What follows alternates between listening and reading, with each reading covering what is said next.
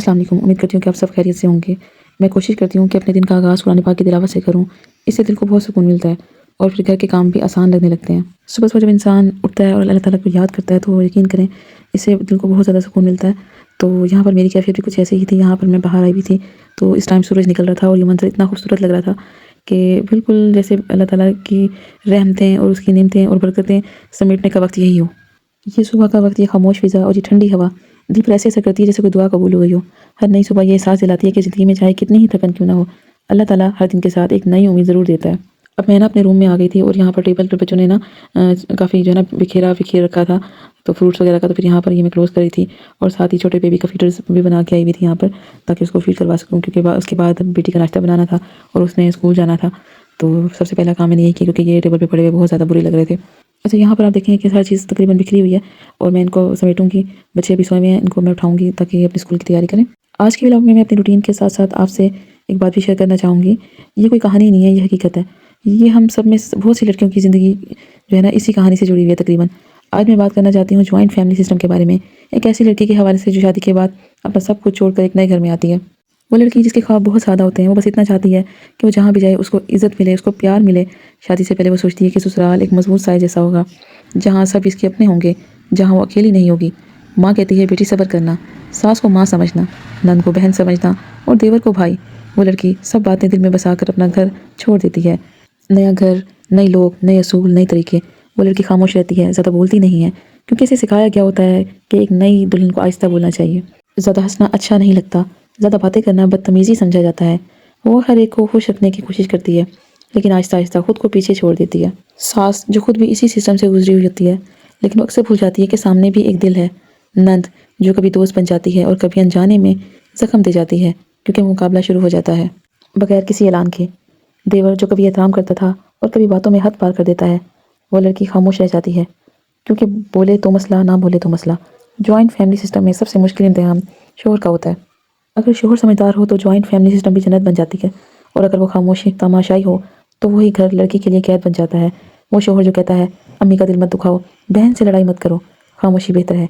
लेकिन कोई ये नहीं पूछता कि बीवी के दिल पर क्या गुजर रही है।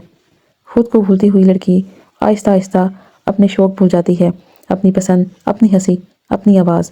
वो बस एक रोल निभाती है, बहू का रोल, खामोश बहू, समझदार बहू, बर्दाश्त करने वाली बहू।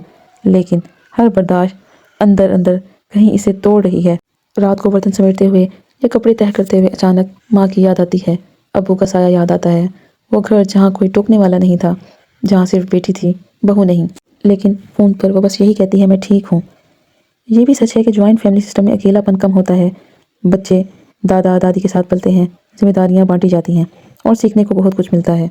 लेकिन सिर्फ तब जब इज़्ज़त बांटी जाए, एहसास बांटा जाए और ज़बान को ज़ख्म देने से रोका जाए। मसला कहाँ से शुरू होता है? मसला जॉइंट फैमिली सिस्टम नहीं, मसला समझ की कमी है। जब बहू को इंसान नहीं समझा जाता, जब इसकी खामोशी को कमज़ोरी समझा जाता है, जब इसके सब्र को आदत बना लिया जाता है, तब रिश्ते बोझ बन जाते हैं।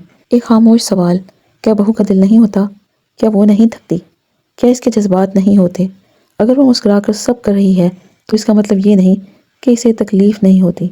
ज़िंदगी का सबसे मुश्किल काम शायद ये नहीं होता कि इंसान काम करे, बल्कि ये होता है कि वह काम करते हुए अपने दिल की आवाज़ को खामोश रखे। अक्सर हम औरतें हंसते हुए दिन गुजार देती हैं, काम करते हुए वक्त निकाल देती हैं, लेकिन रात को जब सब सो जाते हैं तब हमें खुद से बात करने का वक्त मिलता है। ये घर, ये दीवारें, ये किचन, यही तो हमारी दुनिया बन जाती है। जब एक लड़की शादी के बाद नए घर में कदम रखती है ना, तो वो सिर्फ अपना बैग नहीं लाती अपने साथ, बल्कि अपने सारे ख्वाब, सारी उम्मीदें और ढेर सारा सब्र लाती है। जॉइंट फैमिली में हर दिन एक नया सबक होता है, कभी समझौते का, कभी खामोशी का और कभी खुद को नज़रअंदाज करने का। यहाँ बोलने से ज़्यादा समझना ज़रूरी है। ये जो आप मुझे काम करते हुए देख रहे हैं, ये सिर्फ सफाई नहीं, सिर्फ खाना पकाना नहीं, ये वो मेहनत है जो अक्सर गिनी नहीं जाती, लेकिन जिसके बगैर घर का निज़ाम नहीं चलता। कभी मशीन चलती है, कभी चूल्हा जलता है और कभी दिल जलाया जाता है, मगर हम फिर भी काम नहीं छोड़ती क्योंकि हमें पता है कि ये हमारा घर है। ससुराल में रहते हुए सबसे मुश्किल काम ये होता है कि आप खुद को साबित करें बगैर कुछ कहे। हर एक की नज़र होती है, हर एक का अपना मयार होता है। कोई कहता है पहले वाली बहू ऐसी नहीं थी, कोई कहता है आजकल की लड़कियां, लेकिन कोई ये नहीं पूछता کہ یہ لڑکی کیسے محسوس کر رہی ہے۔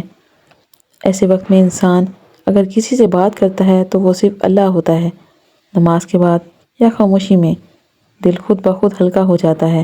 اللہ جانتا ہے کہ کون کتنا تھکا ہوا ہے۔ آج میں یہ ویڈیو صرف ولاگ کے لیے نہیں بنا رہی، بلکہ یہ میری ویڈیو ان سب عورتوں کے لیے ہے جو خاموشی سے اپنا فرض نبھا رہی ہیں۔ آپ کمزور نہیں ہو، آپ تھکی ہوئی ہو، یہ تھکن جائز ہے۔ کبھی اپنے لیے بھی چند لمحے نکال لیا کرو، کیونکہ ایک مضبوط عورت بھی انسان ہی ہوتی ہے۔ اچھا جی، یہاں پر دیکھیں یہ میں نے سالن بنایا ہوا تھا، اور اس کے علاوہ جو ہے میں نے گاجریں جو وہاں پر کدوکش کی تھیں اپنے روم میں بیٹھ کے، تو یہاں پر اب انشاءاللہ میں یہاں پہ چڑھا رہی ہوں گاجریں بھی، اور ساتھ ہی میں نے کوفتے ریڈی کیے ہوئے تھے، اور ساتھ ہی چائے بن رہی تھی۔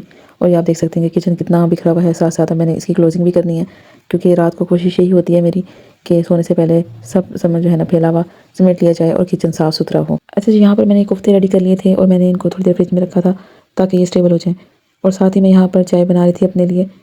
تو یہ آپ دیکھ سکتے ہیں چائے ہماری اب ریڈی ہے، اور ساتھ ہی یہ گاجر کا حلوہ میں نے یہ چڑھایا ہوا تھا۔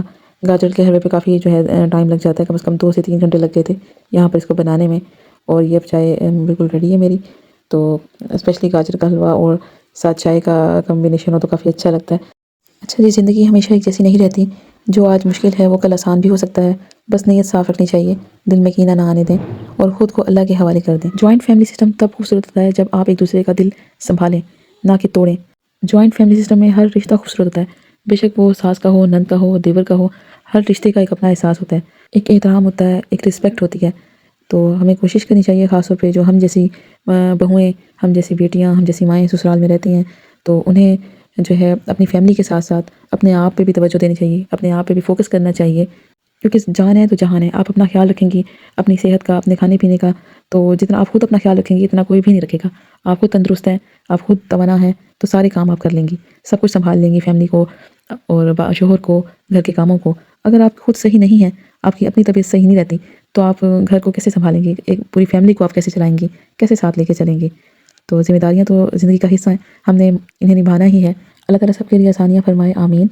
اگر آپ کو یہ ویڈیو پسند آئی ہو تو پلیز ویڈیو کو لائک کر دیں، شیئر کر دیں، اور چینل کو سبسکرائب کر دیں۔ شکریہ۔